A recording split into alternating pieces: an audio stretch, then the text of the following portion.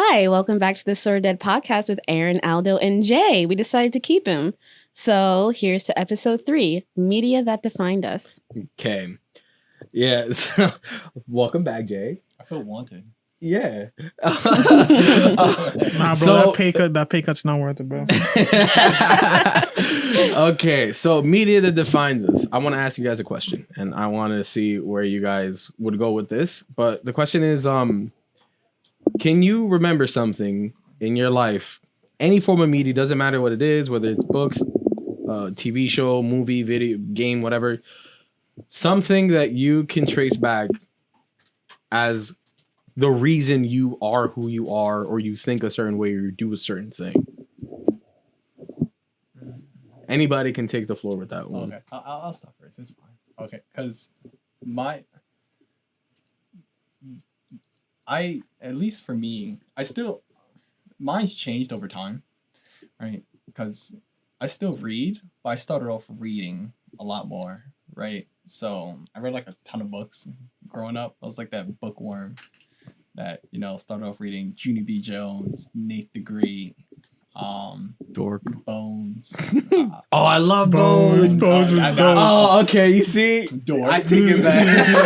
I take it back. I mean, that's barely reading though. This is a graphic novel. It's mostly Hey, just you looking at put some pictures. respect on my man Bone, bro. Bro, I'm not no disrespect needed, but But continue. And then, right after that, I started watching TV shows. So I took like a hiatus break from reading and watching TV shows, which is probably around the same time I got into anime and stuff like that.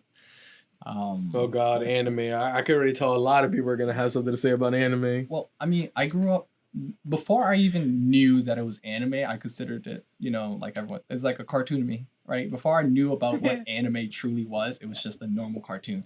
I started watching Big O, Space Dandy, Cowboy Bebop, Samurai Champloo, stuff like that. Before I knew about it.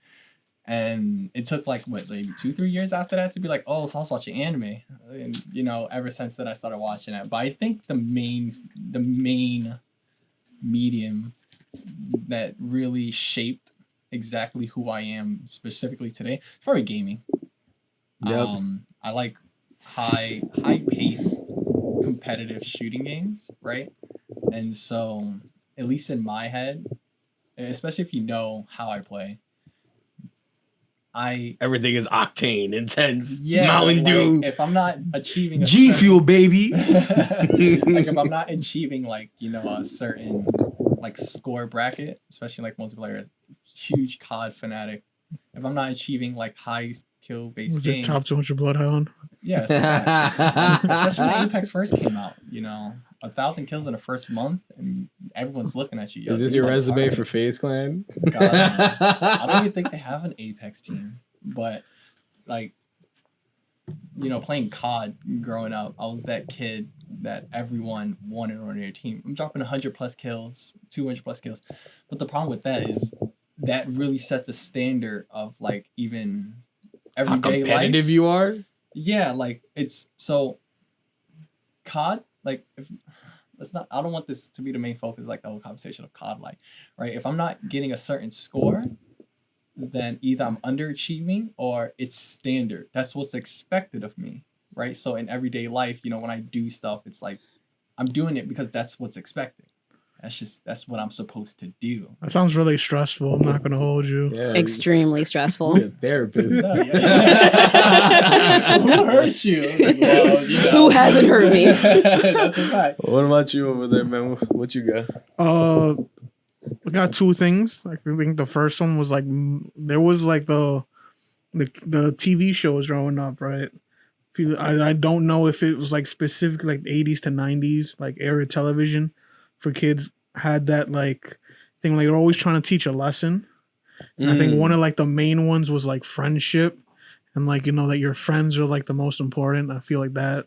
That's an interesting point, man. It seems today like I don't want to be one of those guys. I'm not. Matter of fact, I'm not even going to. I'm not going to be one of those people. I'm pretty sure today that in today's form of media, they have their own ways of still imparting lessons. Because I know that's been a topic that like I've seen on the internet before. I've seen people talk about is that like, oh, like back in my day, we used to learn from our TV shows, but now it just seems like everything's just about entertainment and not actually like instilling values and shit.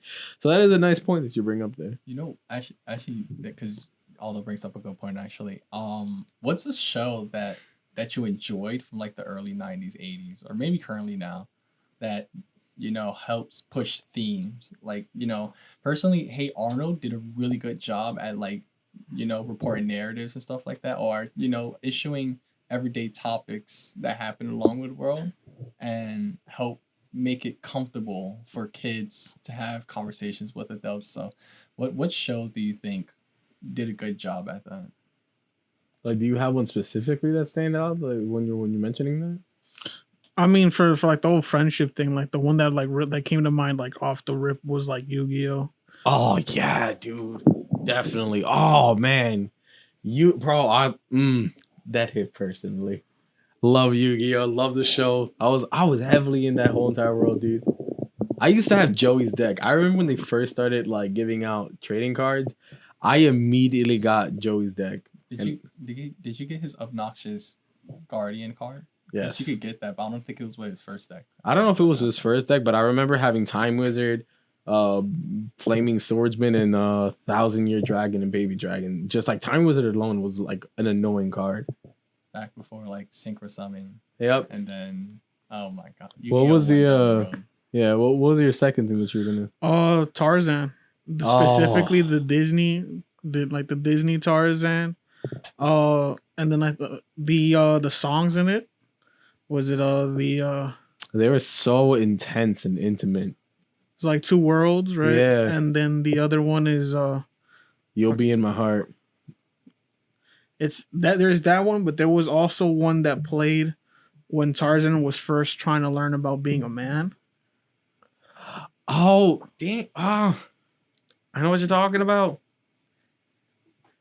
I don't know. You know what's crazy? I forget that these songs. Son of Man.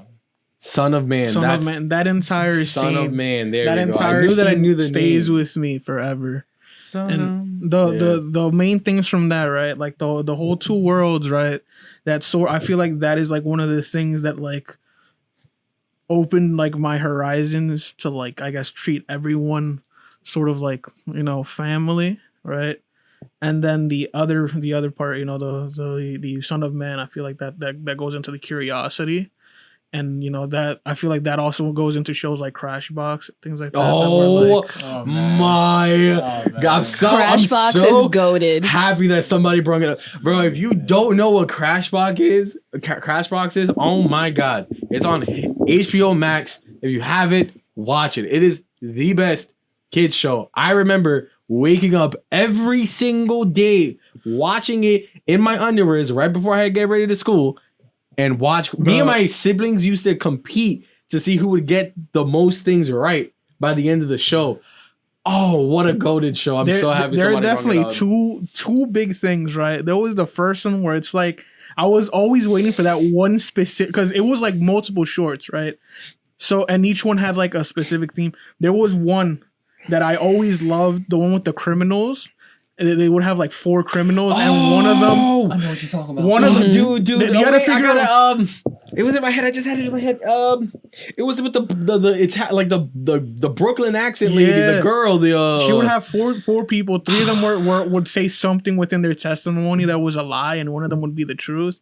You would have to figure out which one was the truth. I love that one, and I would be legitimately upset if it didn't air in that episode. You're not gonna remember. It's so hard because now that I'm on the spot, I can't remember. But I had the name in my head. I knew exactly. The other thing too, I specifically hated the math pirate. Oh, he was I love the math pirate. He was so brutal. Like I would be there, and then like, bro, because I hated math. So the dude would just be Captain Bones. Captain That's Bones would be there yelling at me, Bones. saying I'm dumb, and I'm like, yo, listen. I mean, aren't you good with math now? Nah, It's because of Captain Really? Bones. Yeah, It's because like- the ridicule that. I mean, you like- know how, Math bro, now. Captain Bones used to really shit on you as a kid. bro, Oh my that God. it was crazy.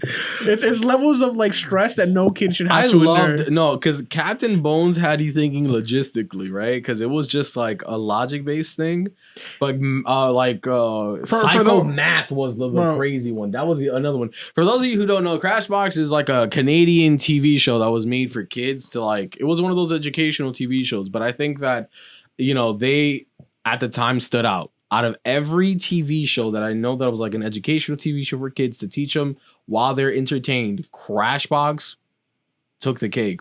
A lot of good Canadian like shows, like a lot of TV shows that were like educational for kids came from Canada. I believe the Big Comfy Couch also came from Canada, Yeah, and it definitely everybody did. remembers Y'all learned the from Big that Comfy show? Couch. That was a learning show? Yes, that was a I learning didn't learn show. Nothing from there. It was most Dude, definitely a used learning to- show. Yeah, they I used to watched tell it, you but how I to. never They used to learned. show you how to like teach. Like they used to teach kids time with the clock, and she used to Yo, like but go my around. favorite part would be like when she would be like zooming, cleaning everything up at the. Yeah, dude. Yeah. Dude, God bless Canada for those TV shows. That's like the only thing I can fucking say. No, yeah. Y'all Goated. know the channel Cubo, right? No. No, this is a Canadian-based show. Yo, that channel is goated, especially it's a Canadian-based channel. You can still watch it even on American TVs, which I think find it a little weird, but it's still cool. Like they have like something like Clash of Clans that you can learn about Greek mythology and stuff like that. It's pretty cool. Do you guys have anything else before I pass it over to our Overlord? See her input. Oh no, I think that's it. All right, Overlord, take it away. What about you? For me personally, I would say music and video games. I knew she was gonna say music. Look at her, so endearing. She wearing a shirt with it and everything. Man. Are you a fan? I am a fan. I don't wear band T-shirts that I don't listen to. What was the first lead But singer? a friend- what hold on, he did when he was 15 Hold years on, old? hold on. For those of you who don't know, she's wearing an AC/DC shirt right now. What was your question, Jay? No, I was just joking with you guys. Oh, okay. What did the lead singer eat on February 1968? Was he born here? What? I don't fucking know. The lead singer of AC/DC was born in 60. Okay, never mind. Anyways, I would definitely say first with music, I would say the music that I resonated the most growing up was mostly just rock music. Aaron, keep your eyes over here and not be an asshole over there. I can't say anything anymore because then I'm gonna Son, get attacked. for those, it's because people can't see you, but you have the whole entire art teacher vibe. No, like, Rage Against the Machine, which is a new metal band from California.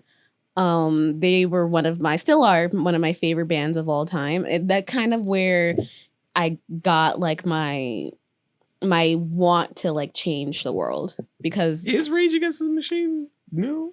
no, Rage Against the Machine's from the 90s. So why you said new? New metal is a genre of music. Oh, okay. You see, I didn't know that. Yeah, like Linkin Park is like one of the biggest new metal bands Yeah, of all time. the way you worded it was a little bit confusing. I'm Oh, not gonna I hold you. apologize. New metal, it's spelled Numetal. So, for example, like the song everyone knows from like Killing in the Name, Down Rodeo, like those songs were just like the first time I've ever like kind of got like that activist mentality in me. You We know, can see that. shut up. Also listening to a lot of punk bands. That's why I started learning to play the guitar. Metal music has always been like a big thing with me.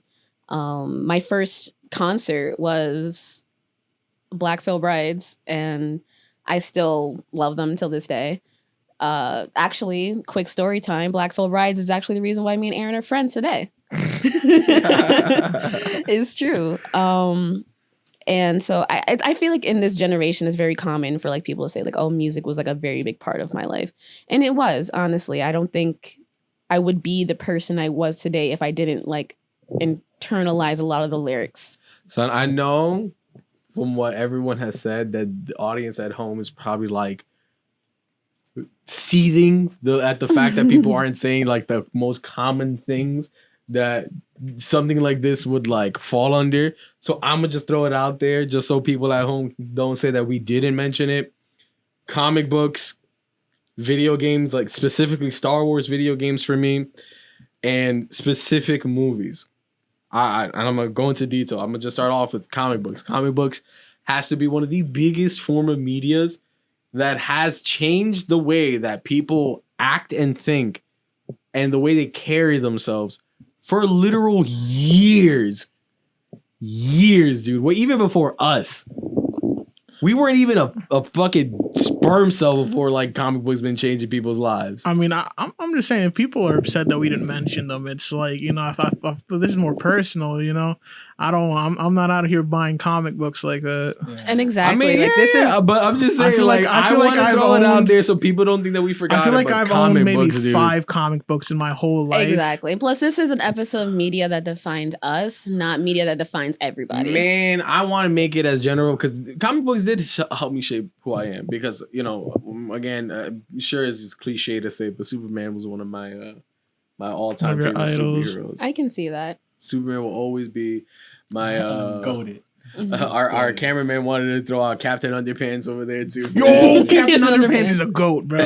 All of that, you know, Superman's like, oh, you fuck Superman, but Captain Underpants, like, You see, the thing is, Captain Underpants with that very first book, bro. All the other superheroes, old, bro. Superman and Batman are there with canes, bro. They out of their thing. Captain Underpants is the only one left, bro. bro, I'm telling you, Captain Underpants solos anyone's versus. Big facts. Big facts. But to like go Bro. back to what you're saying, Aaron, like because like before you cut me off, video games was like the other thing that I was gonna say that like completely like defined who I was, because I started playing video games pretty early on. Same.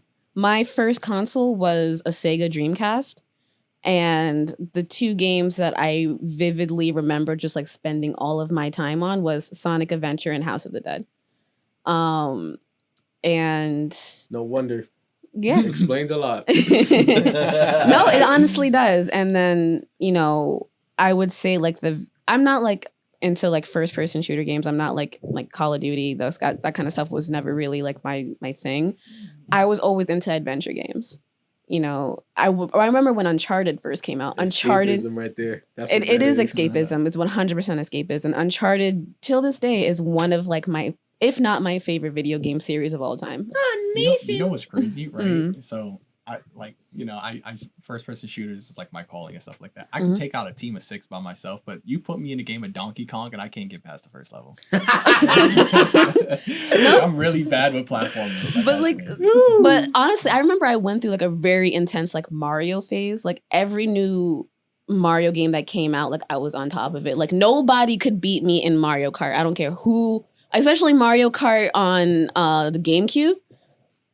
Fuck out of here. I was the fucking GOAT. Nobody can beat me at Mario Kart. For me, like my parents, like they the first thing that they bought was like an N64, and they didn't really like think that like video games were that like much of a you know, like good thing to be spending money on.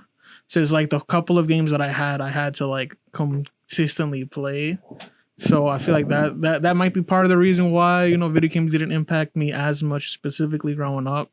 I didn't really start gaming that hard until like after high school. I kind of relate to that in a way, in terms of like handheld games. My dad refused, like when the DS first came out, like not even the DS, even further back, the Game Boy. He would not buy me a Game Boy. He wouldn't buy me a PSP because my dad was so like set on the fact that like handheld games are gonna like ruin children. Because he's like, well, with video games, with consoles, it's just in the house, but now you can take them anywhere. And, you know, he was just so anti-handheld. My first handheld gaming device was the DS Lite. And I remember like begging so hard to get it. And even then, I couldn't even bring it out the house. You know, for me, right? So there was that thing, like they didn't really want to buy that many games. And then afterwards, I would get in trouble all the time because I never did my homework. So they never wanted me like doing anything like outside because I'd always be getting grounded. So I would that's when I started reading a lot in middle school. I would pick up anything because I was like, you know, this is technically considered like school stuff, so they can't take it from me type thing. But that was middle school right there. Yeah, no, for me, I started gaming pretty early. Like I remember having the Game Boy Color. I remember that we had the Sega Genesis, and vividly remember my PlayStation One. I had a PlayStation One, and at the time the PlayStation was like the pinnacle. You know that the games that I used to play on there were crazy, and for those who know these games, like good on you. And Spiral, Ripto's Rage 2, Threads of Faith, completely underrated game. Nobody talks of it, and I really hope that Square Enix one day is bring these characters back to life. It's Square Enix, they're not gonna do it. But one can hope, It took us this long to get Final Fantasy VII. They already locked it behind a paywall. Facts. Bro, but Threads of Faith, oh man, that game really set the bar high for like RPGs. Or just just RPGs in general. That game really set the fucking bar high for me. Soul Divide or Soul Divine. It was like a scroller, like a screen scroller, like shooting thing, and you play like these three gods. I remember there was a blue one, there was another guy, and then there was a girl. She was like a Valkyrie or some shit, like some girl with like some wings or some shit. Yeah, those three games, man, I remember playing every day, dude. It was fucking crazy. And this is gonna be a quirky one, right? But they used to have like a demo that used to like have a bunch of other PlayStation games on it. I remember this specific demo had the Atlantis game, the Monsters Inc. game, and the Wile E. Coyote Looney Tunes game. And if it wasn't those games, if it wasn't Threads of Faith or Spyro, Soul Divine, I was playing these demo games.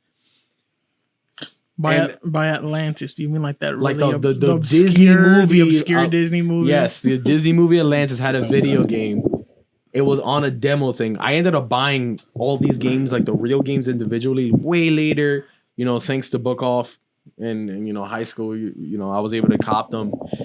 And Bugs Life. Holy shit! I almost forgot Bugs Life. The Bugs Life video game. I'm surprised you haven't mentioned Conquer because that's not. I didn't play that until I got an Xbox, and that's gonna be my next thing. Like after it was PlayStation, where I ended up and where I will forever stand by is like Xbox, Microsoft. My dad got me the first, like the original Xbox, and that shit blew my mind as a kid.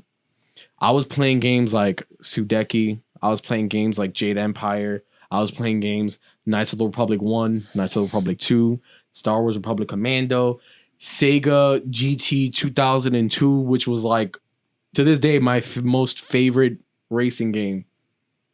Forza comes close, but that shit was just nothing can compare to that arcade feeling type of game as that game did.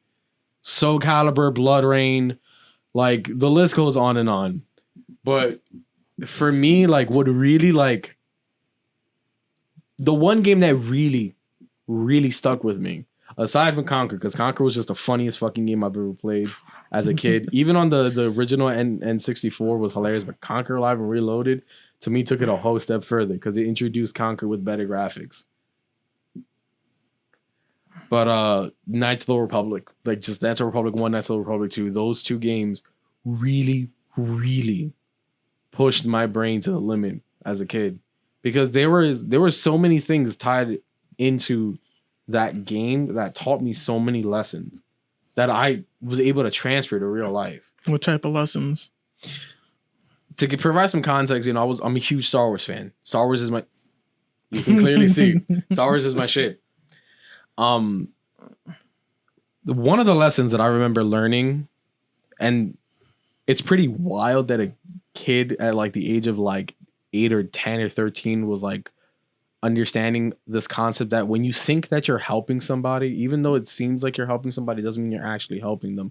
There is a limit to how much you can help somebody before it becomes that they can't function without you or without you intervening in their lives and helping them with whatever the fuck they're going through.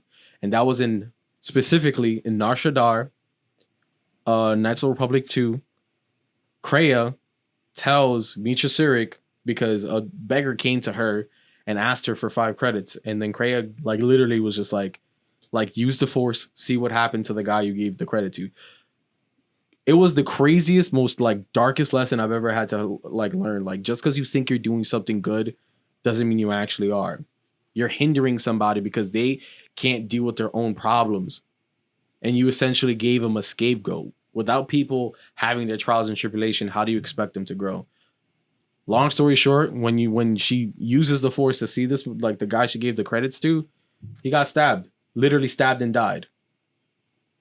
As a kid, that blew my fucking mind. I was like, holy shit, like I thought I was helping this guy. I just murdered him.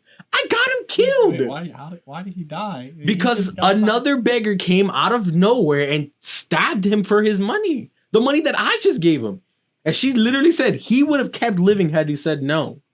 What are the chances of that actually happening? Exactly. You never fucking know. So just when you think you're helping somebody doesn't mean... I didn't justify to not help them. Jeez. No, because that's the thing. Like, the way that she breaks it down... Be a justification of not doing it, right? But at least it gives you another perspective. Yeah, the way that she, like, makes you understand it is, like, be careful with what you perceive as helping somebody. People need their trials and tribulation. People need to go through their strides. You constantly being there for them and taking away their responsibility to learn how to provide and thrive on their own can be a worse outcome for them than you simply saying no and rejecting helping them in the first place. And again, as a kid, that shit blew my fucking mind. It made me think twice. These ideas that you're talking about, they sound awfully familiar.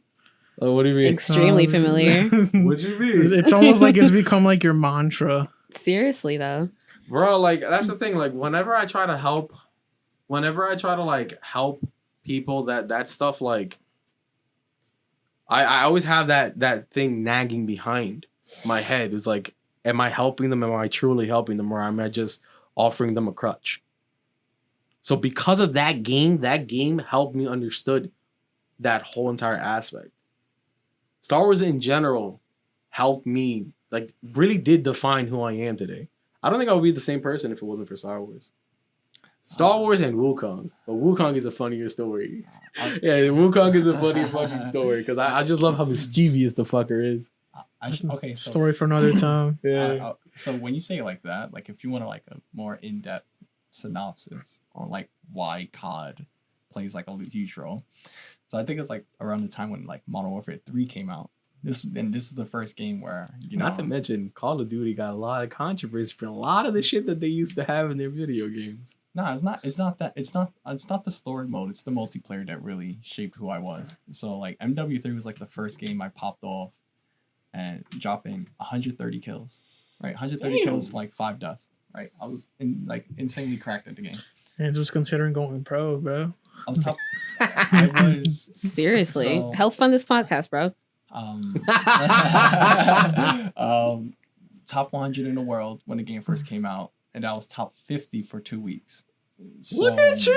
So, And you're here doing this podcast, When you could be in fucking FaZe Clan. right? gaming is just for fun. Gaming is just for fun. I don't want to make it my job. Really? Yeah, I want to keep I'm it not that way. gonna I feel hold like you, man. I respect that. I have a job for him when we shoot up the productions. When we shoot. when we start up the production YouTube. I was gonna say all that stress that you were talking about earlier. That didn't sound like fun, bro. I'll get into it. But it's like, you know, when I didn't get 80 kills. So it's like, no, because it's like, you know, when I first got that first taste of dropping 100 plus kills, I was like, yo, this is what I want. This is I'm sorry. like this is what I want, you know. And then from that day on, I'll play domination because the matches are longer, and I would make sure 100 kills has to be that goal. Anything else less than that is not good. So like when you take consideration of who I am as a person now, the things that I do for people is bare minimum. Right. Let's just say I brought Aaron like a new phone, right? Like a $1,200 phone. I brought the newest iPhone. Because I said I was gonna do it, it doesn't faze me. I did it, whatever. So that's the bare minimum now. Now I have to find out what can I do more after that. You're such an adrenaline junkie, Right? on fucking Yeah, so- first person shooters. Right? And so Aldo could tell you, I'll be playing Apex. I'm stressing the fuck out. Bro, when we used to play Siege, that was a whole nother adrenaline rush right there. Dude. I just remember something. That's why I want to I had a fucking brain, like a aha moment. Shout outs to my cousin, bro. When I tell you, bro, I love this fucking topic so much. All right, story time. Story time. I'm like 8 years old, right? And we used to, me and my family used to all go to my grandma's house. Like that was the spot for everything. Any family party was always my grandmother's house. And in her hallway, in the corner for where her hallway and the front door hallway intersect, there was a corner where we used to have a little TV set up. My cousin used to have the PlayStation 2. I remember not only just me, just all of the cousins used to be there. So there'll be 50 people in a corner. And we were all just play games together. The two games that I know really tied our family together was Kingdom Hearts and Naruto, the fighting games. I think it was Clash of Ninjas at the time. That was my first game for PS2. Which Kingdom Hearts? The first Kingdom one? Hearts 1. I remember when I first saw Kingdom Hearts 1, son, that was the greatest fucking game I've ever seen. Ever, dude. Kingdom Hearts played such a huge role in my family. Just to for all of us to just be there and be entertained by watching Disney characters and Sora in this world. I think that's common because when you brought that up, it reminded me that Kingdom Hearts was a very big thing with me and my cousins too. Yeah, dude. It shout really out was. Yeah, shout out to my cousin. He knows if he's watching this, so he knows who he is. Me and him. Same thing as my cousin. He knows exactly who he is. Me and him, love him for it. Love him. Me and him used to sit and play Kingdom Hearts together for hours, bro. And I used to watch him because you know how older boy cousins are, they never want the little girl cousins to touch the fucking controller. But I used to watch him play. I used to be the thing. Yeah, my mom says I gotta play now. I used to give her the controller and never connected it to the console. He never used to connect the controller. We used to hype our little cousins up yeah, you're doing that. You're doing that. Yet two of my cousins got the controller hated by as the oldest sibling, I identify that on a whole nother Oh God. But I was saying, I used to watch him play Kingdom Hearts. Kingdom Hearts 1 and 2. Kingdom Hearts 2 has a little bit more resonance with me, but nah, Kingdom Hearts 1 for me, man. That shit is here, dude. There is nothing like summoning Simba for the first time and just seeing him appear, bro. In Merlin's room, dude. That shit hits so different. And then Naruto, bro, when my other cousin brought Naruto into our family, especially Clash of Ninjas for the fucking GameCube. Boy. For the fucking GameCube. Oh my God, bro. When I told you that we turned into tournament fiends in our fucking grandmother's house, son, at the time, I'm pretty sure that any of my cousins could have gone to a tournament. Had there been tournaments back then, I'm pretty sure they would have won. Bro, we were so fucking absolutely competitive. And this was right before Storm 1 was ever a thing. Whether it was anybody who's ever played Storm 1, you either had the thing with the analog sticks that you had to break your fucking analog stick going in circles, or you used to button mash a bunch of shit. Oh my God. Naruto played such a big fucking role. Anime in general played such a big role in my family. From my fucking sisters to my extended cousins. And it was always Sailor Moon, Inuyasha, Yu Yu Hakusho, and Naruto, and then One Piece, and then Zatch Bell and all that shit. Toonami, essentially. But oh my fucking God. Anyone that says they don't like dub but watch Toonami is a liar at this point. That's all they had. And honestly, I'm glad that Toonami was a thing. That's actually what got me into anime. Same. I remember, oh my God. I remember specifically just because as a kid, I wasn't allowed to stay up. Past certain times. Same. So I remember Adult Swim hits different when you do. Bro, Adult Swim and Toonami was the greatest thing that ever happened to TV because I remember being a fucking kid and just that trick you used to do where you would turn off the TV but keep the cable box on. Yeah. So when you turn back on the TV, it will go back to your. Everybody knows the trick of the last button channel. Yup. I'm telling you right now, my parents. That's how people used to hide their TV porn. They will go to the TV porn thing and then they'll go to like Disney or like Nickelodeon, then they last whenever the mom came in the room. My parents were too smart for all that stuff. That whole Adult Swim thing, they saw adult, that it said adult, and they're like, you're not allowed to watch because it says adult. And I was like, okay. All I right. mean, it's not wrong. The shows that they showed on there were Bro, Yo, nothing, facts. bro. When the moment you hear Robot Chicken, it's like. Dun, dun, dun, dun, dun, dun, dun, dun, dun. Crazy thing is, right? Once I saw Ghost in the Shell, I knew. Oh my I God. knew I was up too late. I was Ghost like, in the God. Shell, yes, dude. Ghost in the Shell, Agent Paranoia or Paranoia Agent. I'm 24 years old and I tried rewatching Ghost in the Shell. I still don't understand what the hell that anime is. I swear, and it's a good anime. It's such a good anime, but it's so confusing. Dude, like so many media that we like thinking back like on all the shit that I was exposed to as a kid. I'm very happy that I did. I know that people say this shit like, oh, anime is too mature for people or video games, like, you know, you gotta, but it's like, fuck that, bro. We had so many great moments in my grandmother's house because of shit like Clash of Ninjas, Storm, GTA San Andreas. Bro, GTA San Andreas, GOAT. Ew. Nah, you're wilding. Yo, That's absolutely happy. I'm happy you brought it back too, because I wasn't gonna mention that whole family playing together. I completely forgot the N64. Right when they first got it, I was like maybe like 1 or 2 years old, right? So I didn't have any use for it. My parents originally were the ones who like first started playing it, and I would watch my dad play specific. Was it Super Mario 64, and then up until my brother and sister, when we would all play Mario Party together. And then slowly, like as each sibling came along, you know, they would be put in as one of the players, and one of my parents would start tagging out. Bro, honestly, yep. That sounds wholesome. It sounds Wholesome. awesome. That kind of reminds me, you know, when you like brought up like your parents, like another video game that, like, this is gonna sound corny as hell, but another video game that I have like one of the greatest moments because it was one of the only games my dad would play with me was Guitar Hero.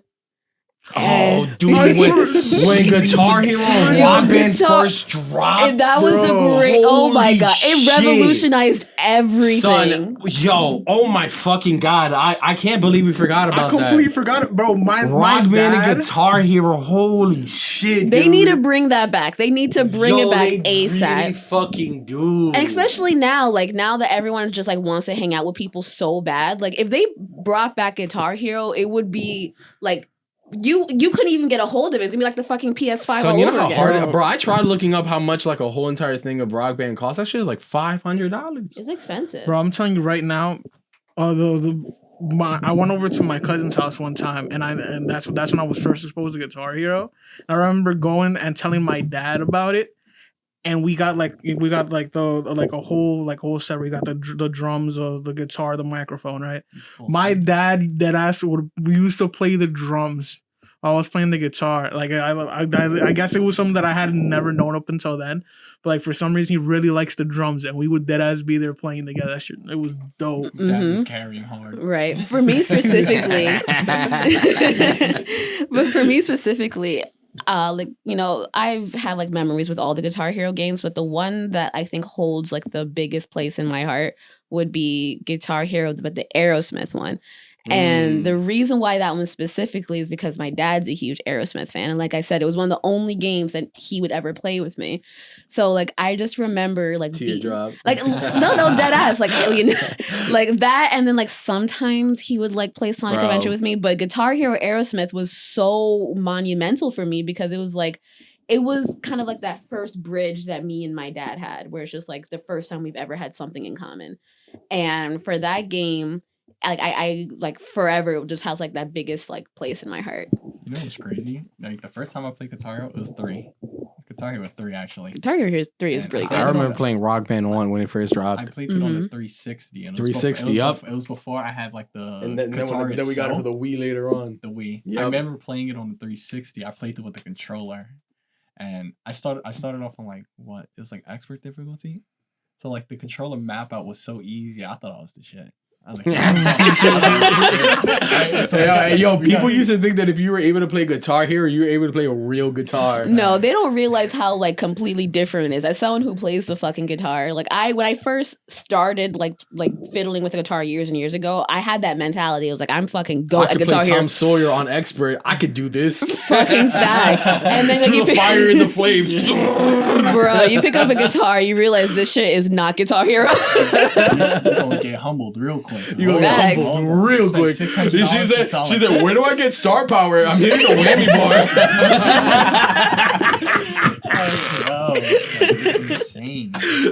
Bro, son, honestly, like I want to bring up like another question after I see these closing statements, for this, I guess, this little segment. Damn,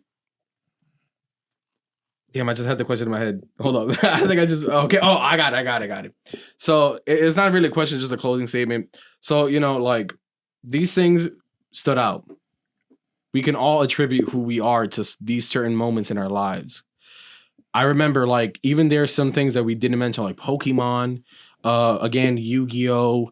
There were so many, Super Mario, shit like that. Like, these things really, the fucking Wii, like, bro, these things at the time when they first were dropped was just monumental for everybody. Still are. Still are. Again, San Andreas, 100%. greatest fucking moment I've ever had was when I learned that you can put in cheat codes to like get a bunch of fucking guns, a bunch of money. The cars flying and the cars driving on water was one of the... Son, when I first discovered cheat codes, my mom used to get mad at me. She's like, so you're gonna cheat to win a game? You're gonna go to cheat.com? She used to make a joke about this shit. It's like, yeah, I really... Bro, cheats were the greatest things introduced to video games. Gonna make the game so much fun because of the stupid things you could fucking do. Dude, do you remember, like, this is not off topic, but it's a little bit. Do you remember when they used to have the guidebooks for video games that you would get at GameStop? Game Informer, dude. Game Informer, but like the thick ass books that you would get at GameStop for like... back when they used to care. Right? Like, they really was like, yo, you guys like cheating here. Facts. Here. Oh We don't my care. God. Bro, fucking great, monumentous occasions. Really like push the idea of just like fantasy. You know what you just reminded me of as well? The Harry Potter series. Oh my God. Yo, the Harry, bro, there was something so attractive about the original Harry Potter games on like Xbox, bro. They were so appeasing. I feel like I missed out on something for not having these games. You missed out on everything. You just missed out on Harry Potter in general. No, I remember watching Harry Potter, but that shit flew over my head as a kid. I'm telling you, outside of that, the Harry Potter, bro, because in my family, like we're like big on movies, but Harry Potter to this day is like the only thing that we can all like agree upon. Everyone else, like any other thing, like there is no consensus. But Harry Potter's always been like the go-to series whenever we're like gonna like all just chill and watch a movie together. What's your house? I'm not that much of a nerd. Well, for the record, what's your house is like asking what's your sign is. Like, ew. Well, for the record, for everyone watching, the Overlord is Ravenclaw. Oh. I am a Ravenclaw. Yeah, of course you are. You bastard. She's not that studious. Excuse you. It's a joke. Chill out. Okay, I have a funny thing, and this is just like a stupid fucking question before I get to the next segment, because I know I've been trying to tie up the segment, but there's just so much to talk about because it's too much to unpack. Yeah, it's so much to think back on, but like, you ever had that moment when you're by yourselves playing a part of a game that you can't pass and you start crying and like banging your controller? I'm not gonna hold you. I used to be there when I couldn't pass a level with my Xbox controller. I'm so happy that those controllers could like survive nuclear apocalypse. Holy shit, the way that I used to beat my controller in the ground getting mad. I used to be I used to cry and shit. This ain't even fair. Wait. Y'all talking about doing that as kids. Y'all don't do that now? Bro. That's what I was about to say, bro. Just last night, bro. Yo, the greatest fucking rage moment I remember as a kid was one of my cousins we were like at my grandma's house and some people were passing by in front of him and they were like playing a Naruto game, like a match. And he got so mad that he paused the game. Nobody was even crossing. Like everybody who crossed already. But like for some reason, 5 minutes after people crossed, he just got so mad. He's like, too many people fucking passing. And he shattered his GameCube controller on the fucking metal post of the stupid fucking like TV, bro. I couldn't stop laughing. It was the funniest shit I remember as a kid because my cousins are so goofy and they're all fucking like knuckleheads. But holy shit, that moment stuck by me, bro. For the rest of my fucking life, I'll be telling that story to my grave, son. I've got two to name right now, right? First one, there was a specific infamous moment with one of our friends when we were on Siege. We were playing a ranked game. He raged. And he was screaming at someone else saying that they weren't pulling their weight. And I told him, bro, you're the one who's not getting any kills. He got tight, grabbed his controller, smashed it. I think he went like a month. He went like a month without playing games until like he bought a new controller. I hope he doesn't see this. Because he knows me. I didn't drop any names. Bro. I love you. It's all drop jokes. any It's all much names. love, bro. The second one, this was all you. Me? You killed Monopoly for me. Oh, dude. Okay. Story time. All right. We were coming out. Okay, so I remember that we came out of high school, right? Because it was like a day that we got let go. It was a half a day, so we decided to go to our one of our friends Cody's house, and we decided to play Monopoly. Not like Monopoly. No, not Monopoly game. on the board, but like on the PlayStation. On the PlayStation 4, we were fucking playing Monopoly. Bro, when I tell you that Aldo got shafted hard, it came down to me and Aldo being the last two. Like no, scratch that. Before I was dominating completely. And it was just so bad that every person, as they were like getting knocked out of the game, were giving everything they owned to Aaron for a trade of $1 Monopoly dollar. And I was just getting more and more progressively mad. As he got angrier, his voice got higher. So at the pinnacle of him being mad, he sounded like Toad from fucking Mario. What do you mean you gotta give Yo, it was I was in tears. I couldn't breathe of how funny that fucking moment was. And I know it was at your expense, but bro, that was the funniest fucking moment I've ever had on Monopoly, period. I'm telling you right now, to this day, I will never play that game with you ever again. One day, bro. It's okay. The No. past is in the past. Especially now that you started taking your business class and you become even more of a snake. No. Yo, that's crazy. That's crazy. Oh, man. Okay. So I think that was the perfect way to like end that segment. My other question would be like, what were games that you considered like gems? Like diamond amongst the coal, diamond in the rust, hidden gem type of video games. I'll start off. Sudeki. Sudeki had to be one of the most underrated RPG games I've ever played on Xbox. But to this day, I'm fucking hoping that it gets a proper sequel. And honestly, a proper remake to fucking scrap that ending. Because the ending kind of sucked. But the game was just fucking fun. To this day, I bought that shit off of Steam. Again, because it was on Steam. And I was so happy to be able to play that like a game from my childhood. I fiend on that fucking game. Absolutely fiend. No like sweat dripping off my brow. I don't know if I can choose a specific game, more like an entire like gaming thing that I feel completely underrated. Growing up, the websites that would have the Java games like Mini Clip, Newgrounds, Yep. One More Level, Albino Black Sheep's R.I.P. R.I.P. Oh yeah, Yeah, a lot of does those not sites are support gone. Flash anymore. Mhm. completely. All the sites are gone. They were beautiful. What about you, Jay? You got anything? Oh man, like does it have like hidden gems or like Hidden gem games that you knew weren't mainstream, or were you just one of those guys that always played mainstream? Oh no, my first game that I ever played was like Skies of Arcadia. right? Old GameCube game. And I know for a fact a lot of people don't know about this. And still waiting for it. We won't get a sequel because the company behind them ended up selling their rights to Xbox.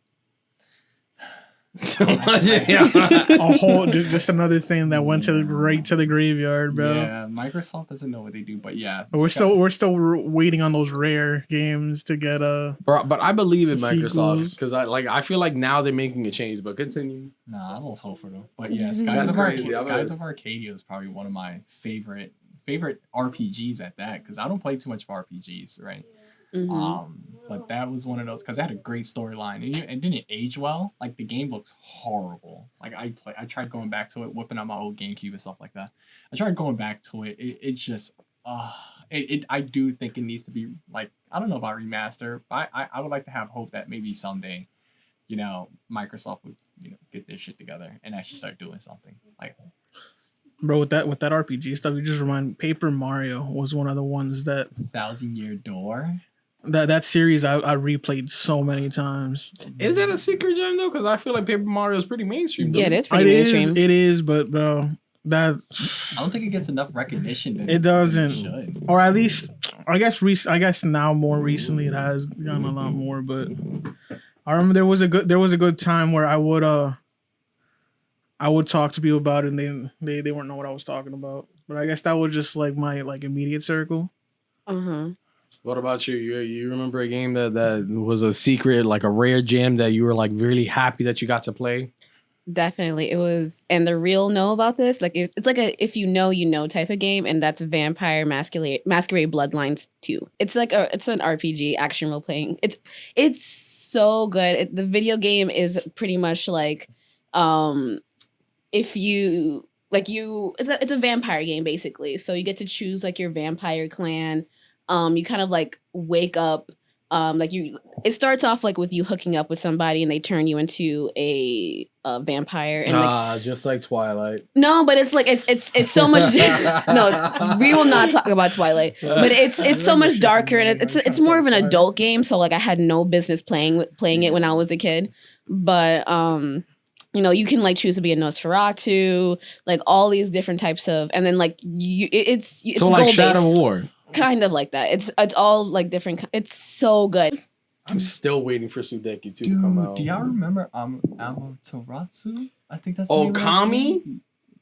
Okami Amaterasu with the white wolf? Yeah, dog, dude. Are you, bro? That is not underrated. Yes, the hell it is. No, it's not. That shit was, bro. I remember playing that. They need to remake that game. They did. When? Because they came out with an HD collection a couple years ago. Dude, I can't remember. I've seen you play it. No, not just play it. Mastered it. Because I remember playing that at Best Buy when it had like the game consoles and stuff like that when I was younger, and I fell in love with it. That game was gold. I was like, oh, dude! Now that you're mentioning those fucking kiosks, bro, the Donkey Kong thing. Yeah, I remember that shit where they used to be like, you used to sit there at the kiosk. It's like the little bongo thing. Y'all remember that the Donkey Kong music thing? Bro, those are like those like really like weird, so like DJ Hero and stuff like that. Bro, that shit was fire though. I would forever, bro. If I could get that kiosk again, I would. You're sitting there with your neck hurting. But yeah, no, like, yeah, take it on wherever you were talking to you. You were the one talking. Oh, I thought you was talking. I thought you was talking. No, I was doing it. Yeah, but yeah, like I remember like the kiosks, like from Best Buy, or if you're old enough, you would know that GameStop was EB Games. Back in the day, they also had the kiosks and stuff like that. And I remember like, you know, Best Buy, Walmart. Now, dude, have you guys like ever rented your video games from Blockbuster? Did you guys do that? My parents. Gamefly. You were a Gamefly person? I was. No, I used to rent mine. I remember way back in the day when I had my GameCube, I would rent video games with and then you would have to like, I remember you would have to, I don't know if you had to like put it back to the beginning. I can't remember what you had to like delete your save. You had to do something. But I remember specifically like renting like the SpongeBob games, like does anyone remember the SpongeBob game for the GameCube? Which one? The SpongeBob movie game. The original movie the game? original. Yeah, it was on Xbox. I remember playing that shit too. Oh, I had it on the GameCube, and honestly, Best they SpongeBob need to bring back Blockbuster. I know there's no reason to because we have streaming, but I think just for the nostalgia, like there's nothing better than going to Blockbuster, renting a video game, and then getting snacks. I was saying like with my family, we never like rented anything. We would just go in there and just like browse around, just the general Window shopping. atmosphere. They did that a lot with me growing up. Like they would take me places. You know, FAO Schwartz. It was like an interactive toy store. They would always tell me beforehand, we're not gonna buy it. And then I would be chill with it. You know, we would just go around, play with the stuff, and then dip. And it was the same thing like with other places. Whenever we went to Toys R Us, whenever we went to Blockbuster, stuff like that, you know, I was cool with it.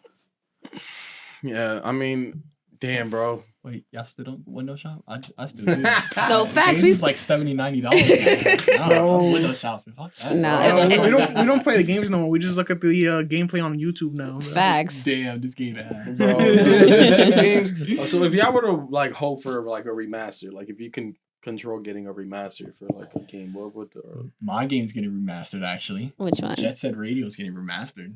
Oh yes. Oh man, I was so hyped when I heard that Gamescom. So hyped. There are rumors. I don't know if it's still rumors, but Knights of the Republic 1 is finally getting a remake too. Who's developing it? Aspire.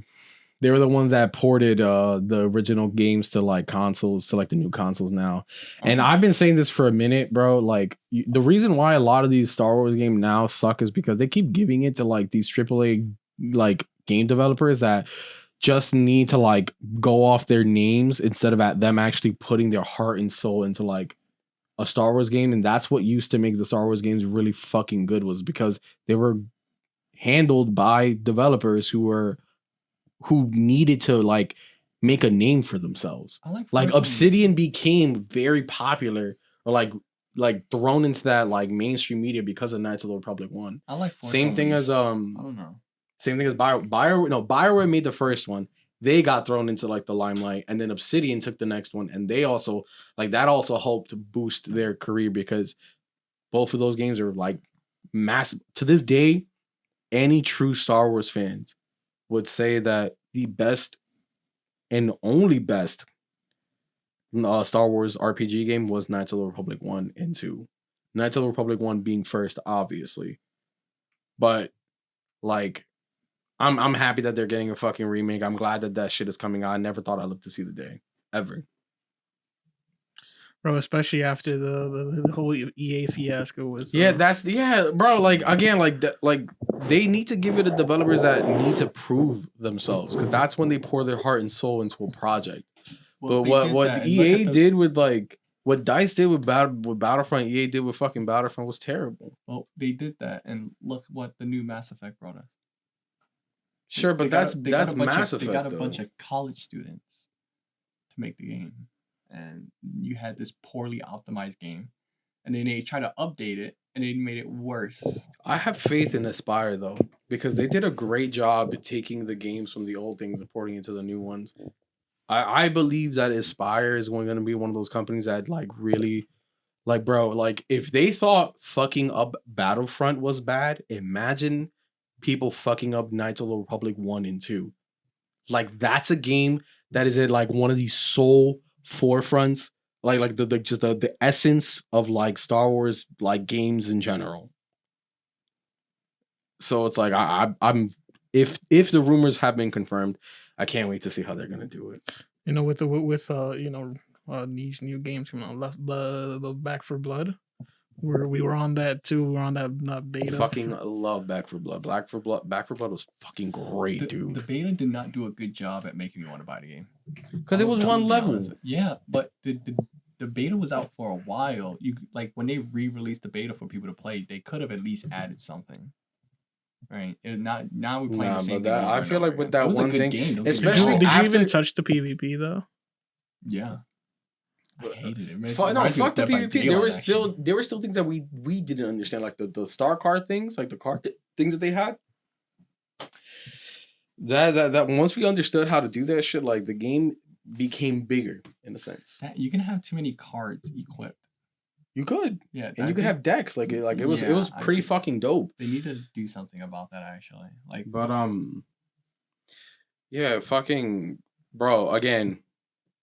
Sudeki would be my choice. What would be your choice? What would be like the thing that you would want to see remastered? Man, the only thing that I was looking forward to was like Mario Party games, but there's that new Mario Party coming out that's be like sort of like some of the best of like every like Mario Party game all kind of like just jumbled into one. So I'm looking forward to that. Do you have any high hopes for that one? I mean, yeah, sure. It's again, it's part of like all the some of the other Mario Party games that have been really good. So yeah. Okay. What about you, Overlord? Like to finish off this segment, what would be like a thing that you would want to see get remastered? I don't really have anything specifically because all of my favorite games have already been remastered. Like for example, Uncharted has been all of them have been remastered. Uncharted 4 was good. Uncharted 4 was so good. Nice. And the DLC. Yeah, Perfect. that Chef's was kiss. really good. Chef's kiss. Speaking of which, I swear to God, if they fuck up this movie, like there's an Uncharted movie coming out, and Tom Holland is playing Nathan, and what's his name? Mark Wahlberg is playing Sully. Tom Holland doing his thing out here. But he's not going to be a good Nathan Drake. He wouldn't. He would not. He's playing He's not playing an adult Nathan Drake. He's playing The movie is set that is supposed to be like a prequel to prequel before Uncharted 1. So it's a little bit from when he's a little younger. Okay, so I am a little bit skeptical about where they're going to take that because I think was it 2 or it was 2 that they did it as kind of like they gave him prequel elements to it. So it's like, was it after Columbia or when he was in Columbia? Like I just have a lot of questions. But if Tom Holland fucks this up, like it's clip for him. I have hope for him. I have hope for him. He's been doing good with the Spider-Man movies. Like I really enjoy. Okay, but Spider-Man, he's good as Spider-Man. But it's like.